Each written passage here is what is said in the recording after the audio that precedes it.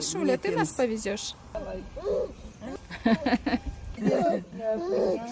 Да, я приехала к родителям. Вместе будем сразу одновременно резать барана. Братья зарежут. Пока-пока. Курбан айт кабыл болсын, дорогие мои подписчики и зрители. Поздравляю всех с этим светлым праздником. Пусть в каждом доме будет мир, здоровье, береке, достаток и спокойствие. Сегодня мы едем в Алматинскую область, в Ембекши, Казахский район, на родительское рыбное хозяйство у озера. Здесь у нас собирается вся семья, чтобы вместе провести Курбан айт на природе. Какое огромное поле. Так, в этих краях вот 2 дня пасся наш баран. Так, вот барашки пасутся. Салем. Какие травки, Курочки тут, хозяйство.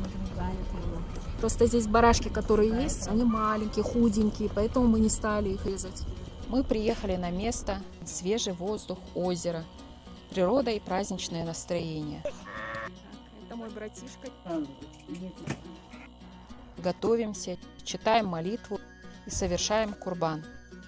Мужчины занимаются мясом, а мы все аккуратно взвешиваем по частям. Пошел первый сан. Так, какой вес? Для проверки. Так, первый сан 4,450. Частями будем взвешивать.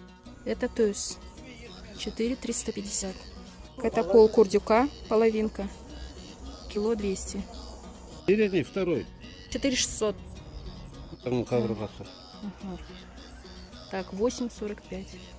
Так, это моин. Ровно 4. Это позвоночник. 2,55. Это задняя первая ляжка. 7,200. Это куймшак умыртка. 3,85.